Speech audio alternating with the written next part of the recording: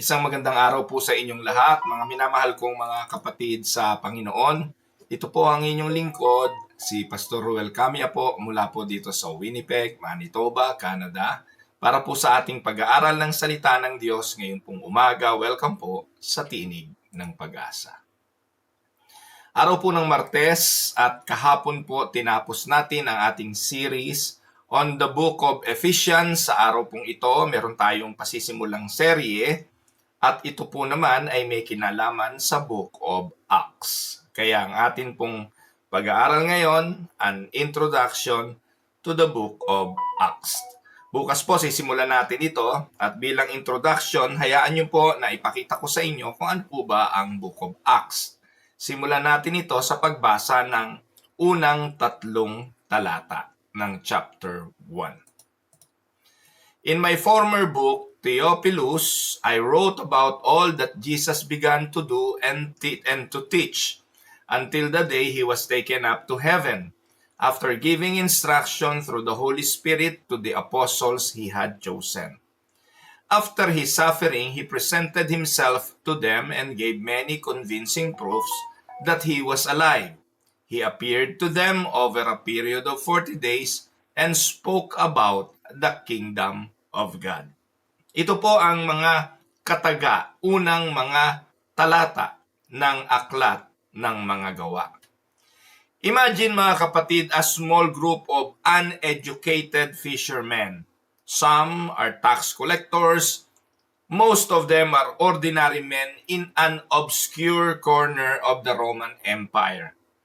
Ang kanilang tagapanguna, ang kanilang leader, whom they believe to be the Messiah, was executed in public shame, nailed on the cross. From all human perspectives, the movement should have died with him. Kung titingnan, akala ng mga Pariseyo at ng mga pari ng relihiyong Hudyo, nang naipapatay nila ang Panginoong Hesus, tapos na ang simbahan o tapos na ang gawain, tatahimik na ang kanyang mga disipulo. Yet, in the book of Acts, we will see from this day onward, week later, this movement exploded with power, spreading from Jerusalem to Judea to Samaria and to the ends of the world. The story of the book of Acts will begin today. Sa mga nanonood ng Tinig ng Pag-asa, we will do a series on the book of Acts.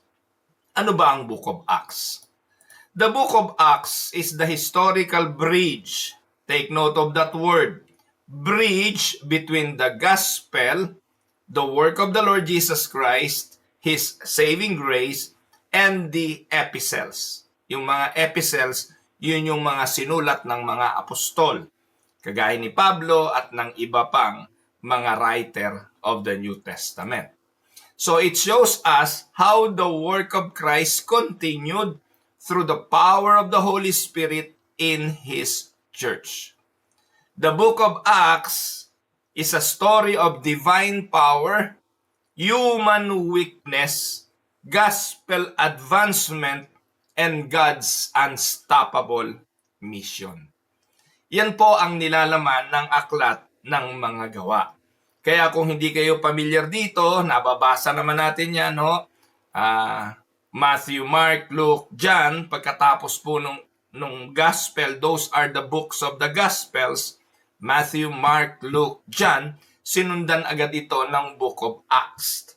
Because ito yung nagbi-bridge from the gospel, Matthew, Mark, Luke, John, through the epistles. No? Acts, susunod nun, epistle na ni Pablo, Romans, 1st and 2nd Corinthians, Galatians, Ephesians, Philippians, Colossians. So yung pong book of Acts, mahalaga na ating maunawaan at mapag-aralan kasi ito ang magiging tulay para lubusan nating maintindihan yung mga writings pa ng mga epistles, especially ni Apostle Paul.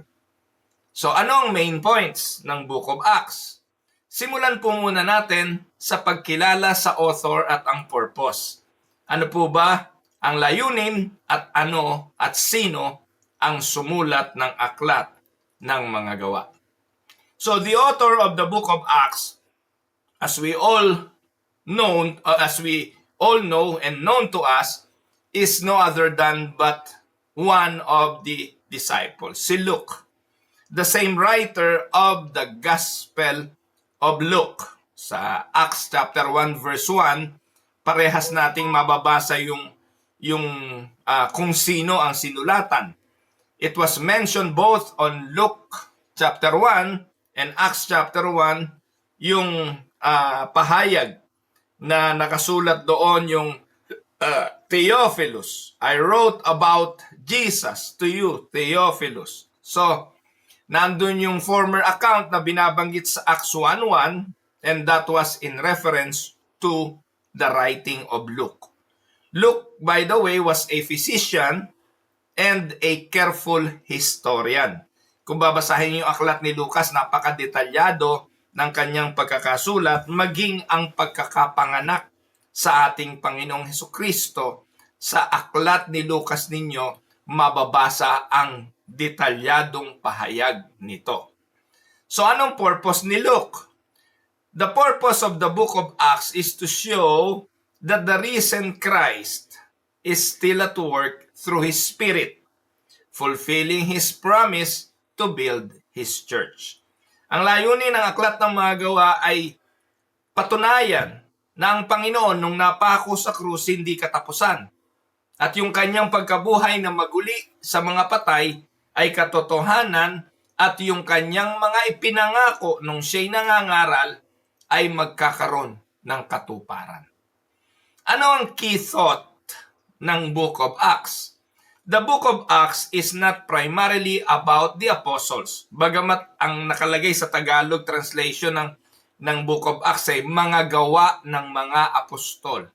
The Acts of the Apostles. Bagamat ang title ay parang nagpapakita na ang kumikilos ay ang mga apostol, huwag nating kalimutan, it is not primarily about the apostles, it is about the risen Christ working through the apostles by the work of the Spirit, through the empowerment of the Spirit to the church. Amen? Yun po yung mahalagang nasa isipan natin. Kasi pag naisip natin na gawa ng mga apostol, so akala natin it is their own doing. But do not forget, it is the work of Christ still, because Christ is with them. That is His promise. And I will be with you until the end of time. So, bagamat ang pinakikita yung mga kasaysayan ng mga apostol, paano sila nabuhay, paano nangaral, huwag nating kalimutan na still ito'y gawa ng Panginoon. Kaya kung i-apply natin ito, when we read the book of Acts, we are not merely studying history. We are tracing the hand of God still at work today. Amen? So the same Spirit who empowered the early church is also the Spirit that dwells in us today. Hindi nagbabago yon. So, let us look at the power behind the mission. Ito yung point number 2 na gusto kong pagtuunan ng pansin. In the book of Acts, it begins with Jesus instructing His disciples to wait for the promise of the Father, which is the Holy Spirit. Mababasa natin yan sa verses 4 to 5, na wag muna silang aalis ng Jerusalem, hintay nila ang ipinangako ng Diyos. At yung Acts 1:8 is the theme of the book. No? Ang theme verse nito, ang sabi, you will receive power when the Holy Spirit has come upon you, and you will be my witnesses in Jerusalem and in all Judea and Samaria and to the end of the earth. Itong Acts 1:8 ang pinakasusi para lubusang maintindihan na ang aklat ng mga gawa ay Acts, inspired and empowered by the Holy Spirit. Because without the Holy Spirit, hindi naman mangyayari yung mga bagay na ginawa ng mga apostol. Amen po ba mga kapatid? So without the Spirit, the church has no power. And with the Spirit, nothing can stop the advance of the gospel. Kaya ganito lang ang panuntunan, mga kapatid. Kapag ang isang bagay ay sa Diyos, kinasihan ng Espiritu ng Diyos, walang makakapigil dyan. No? At hayaan natin yan, magpatuloy yan, kasi kung sa Diyos, mananatili. Pero kung hindi yan sa Diyos, it will die a natural death. Amen? So sa Reformed insight, the Spirit's work is sovereign and effectual. Ang pagkilos ng Espiritu Santo sa kanyang kapangyarihan ay epektibo. He does not merely make salvation possible. The Holy Spirit brings life to dead hearts and accomplishes God's purpose. Ezekiel 36:26, anong sabi doon? I will give you a new heart. No? And I will pour my spirit in you. Ang sabi po ng aklat po ng Ezekiel. So ang kapangyarihan behind the mission, it is not the disciples. It is not even the intentions and desires of the disciples. Huwag nating kakalimutan. It is the empowerment of the Holy Spirit. At ang kapangyarihang iyon nagsimula sa Acts 1:8 nang bumaba ang Santong Espiritu at ginabayan ang iglesia, ang unang iglesia, sa kanyang gawain. Kaya take note, mga kapatid, madali namang malaman no? Nagtatagumpay, nagpapatuloy ang isang iglesia ang ginagabayan ng Santong Espiritu. Amen? Now, let us go to the spread of the gospel. Yun ang nangyari. The book of Acts show the geographical and theological expansion of the church. Saan ba to nagsimula? Makikita natin sa Acts 1-7 ay nagsimula sa Jerusalem. The gospel starts with the Jews or to the Jews. Hindi sila umalis ng Jerusalem, nangaral sila sa Jerusalem, at ito kasi ang utos sa kanila ng Panginoong Hesukristo. Huwag niyo munang lisanin ang Jerusalem. And then when they decided to go and preach the gospel, they went to Judea and Samaria. Mababasa na po natin yan sa Acts chapter 8-12. The gospel crosses cultural barriers. At hanggang nakarating po ito to the ends of the earth. Verses o chapter 13 hanggang 28, mababasa natin yan.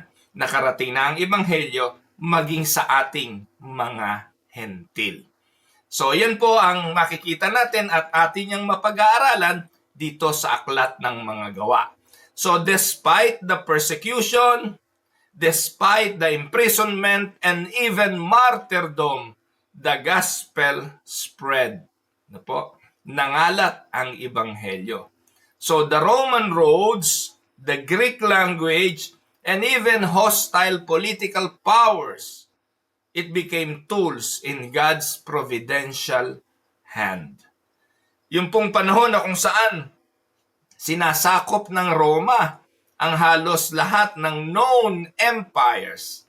Sa pagtatagumpay ng Roman empires noon, lahat ng kanyang dinaanang lugar, kasunod din ito ang ebanghelyo, nakarating ito sa iba't ibang lahi, sa iba't ibang kultura, sa iba't ibang political powers.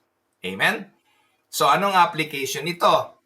Tandaan, mga kapatid, ikaw at ako na mananampalatayang nakikinig ngayon, if God could use fishermen, a former Pharisee, persecution, and even prison cells to spread this gospel, what could He do through us today?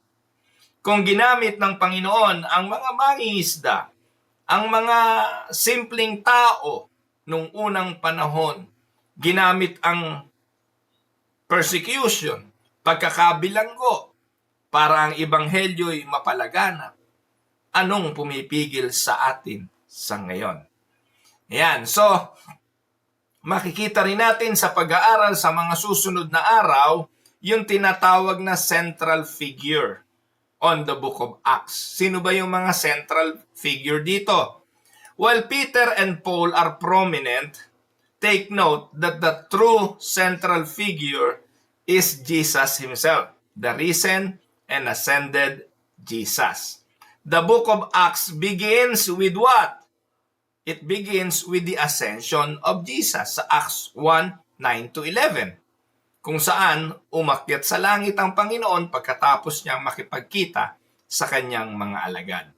And the book of Acts in chapter 28 verse 31 ends with the proclamation of His kingdom. Ayan. So, ang central figure, mga kapatid, si Jesus, ha? And this reminds us, Christianity is not about a dead founder. It is about a living king who reigns and rules. Take note, mga kapatid, sa aklat ng mga gawa, iniwanan ng Panginoon ang kanyang mga alagad, pero hindi niya iniwanan ng mga itong nag-iisa. Iniwanan niya ang kanyang espiritu na nagsilbing kapangyarihan para matupad ang layunin ng ating Panginoong Hesukristo sa pagpapalaganap ng kanyang ebanghelyo. So, Christianity is not about a dead founder like any other religion. It is about a living king who still reigns and rules within his church. Amen? Now, ang tanong, why Acts matters for us today? Bakit kailangan pag-aralan ito? In fact, dapat nga sa mga nagsisimulang simbahan, ang unang tinatalakay at pinag-aaralan ay ang aklat ng mga gawa. Bakit ito mahalaga? Una, it shows us the blueprint of the church mission. If you want to know the purpose of the church and why the church matter, then read the book of Acts. Ano yung mga strategy ginawa? Ano yung mga pagsubok na naranasan? Ano yung mga ginamit na pamamaraan? Nasa aklat po ng mga gawa ang ating ikatututo papaano tayo magiging isang matibay na iglesia. It encourages us in times of difficulty. It calls us to spirit-empowered boldness, and it reminds us that God's plan cannot be stopped. So more or less, ito po mga kapatid ang nilalaman ng Book of Acts. Kaya I will conclude this introduction to show that the Book of Acts is not over. It is still being written in a sense. Kanino? Through the lives of God's people today. Through the work of the churches today. It is still an ongoing, continuing work of the Holy Spirit through His church, in a sense. Amen? So, the same Christ who worked through Peter in Jerusalem and Paul in Rome is working in His church in Winnipeg, in Canada, Calgary, Edmonton, Yorkton in Saskatchewan, Grand Prairie in Alberta, and Fox Creek, and in Calgary. The same Christ who worked through Peter, Paul, and many disciples is still working with you, Pastor Epi, Pastor Ruben, Pastor Raymond, Pastor Jay Gayas, Pastor Ronwell Cruz, Pastor Alvin Kawili, at kung sino pa man ang ilalagay ng Diyos sa iglesia sa Edmonton. At ganoon din naman sa bansang Pilipinas. Amen? So be excited sa ating journey sa pag-aaral na ito sa Book of Acts. Sisimulan po natin ito sa unang chapter bukas sa ating pag-aaral. So before I end, I would like to make us a short reflection. The question that I would like to ask is this: do I see myself as part of the same mission that began in Acts? Pinagpapatuloy ko ba at ng iglesyang aking pinaglilingkuran o aking kinaaniban ang parehong misyon na sinimulan sa aklat ng mga gawa? Am I relying on my own abilities or on the power of the Holy Spirit? And what might God be calling me to do for the sake of the gospel in my Jerusalem, in my Judea, in my Samaria, and the ends of the earth? Purihin ang Panginoon. Saglit po tayong tumungo, tayo manalangin. Ama naming Diyos na makapangyarihan sa lahat, aming Panginoong Yesus, you are the risen King who reigns over all. Thank you for sending your Spirit to empower your people. And as we begin our journey on studying the book of Acts, may you open our eyes to see your power, our hearts to trust your promises, and our hands to serve in your mission. Lord, use us to be your witnesses in our city, our country, and to the ends of the earth. This is our prayer. In Jesus' mighty name we pray. Amen and amen. Marahil isa na po ito sa pinakamaikling sermon na narinig ninyo sa Tinig ng Pag-asa. Pero again, this is just an introduction on the series of the Book of Acts. See you tomorrow, mga kapatid.